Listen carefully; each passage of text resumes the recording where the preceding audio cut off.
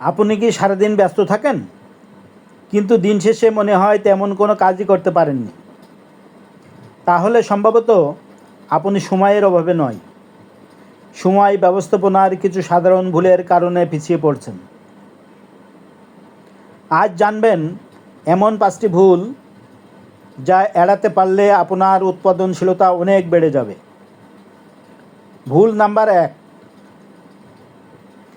স্পষ্ট লক্ষ্য না থাকা। যখন দিনের শুরুতেই কি করবেন তা নির্ধারণ করা থাকে না, তখন সময় অপ্রয়োজনীয় কাজেই নষ্ট হয়। তাই প্রতিদিন সকালে বা রাতে অন্তত 3টি গুরুত্বপূর্ণ কাজ ঠিক করে রাখুন।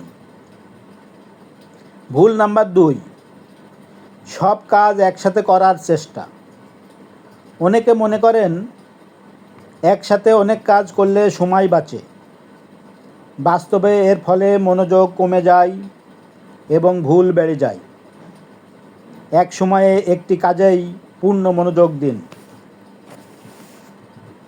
ভুল নাম্বার 3, সোশ্যাল মিডিয়ার অতিরিক্ত ব্যবহার।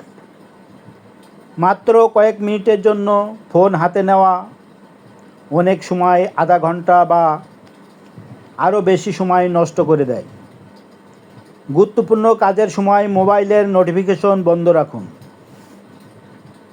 ভুল নাম্বার 4, গুরুত্বপূর্ণ কাজ পরে করার অভ্যাস। পরে করব এই একটি অভ্যাসই অনেক স্বপ্নকে থামিয়ে দেয়। দিনের শুরুতেই সবচেয়ে গুরুত্বপূর্ণ বা কঠিন কাজটি শেষ করার চেষ্টা করুন। ভুল নাম্বার 5, বিশ্রামকে অবহেলা করা।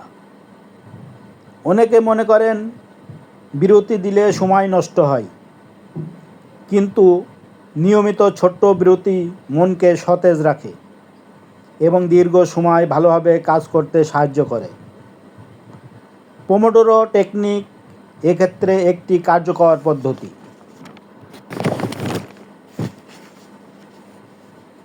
এই 5টি ভুল যদি